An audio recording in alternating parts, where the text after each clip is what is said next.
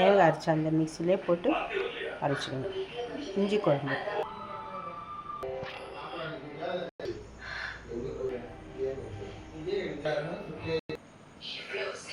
இஞ்சி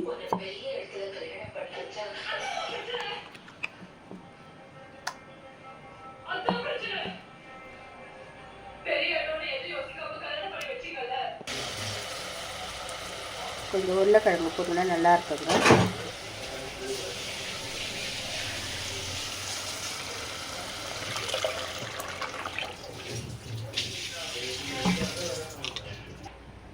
வெந்தயம் கடுகுங்க வறுத்து மிக்சியில் அரைச்சி இதை கொஞ்சம் தண்ணி விட்டு கரைச்சி இதில் லாஸ்ட்டில் ஊற்றிட்டேன்.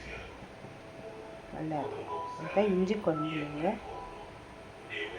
இது சளி பிடிச்சிருக்கிறதுக்கு ரொம்ப நல்லது.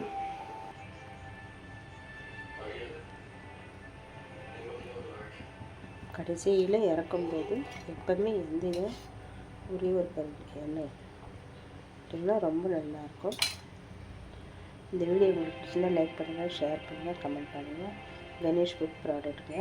எங்கள் வீட்டிலேயே தொக்கு வகைகள், மசாலா பொருட்கள், ஏபிசி மால்ட்டு, பிரண்டை தொக்கு, தக்காளி தொக்கு, இஞ்சி தொக்கு, புளியோதரை பொடி, இது மாதிரி எல்லாமே வீட்டிலே செஞ்சு விற்பனை பண்ணுறாங்க.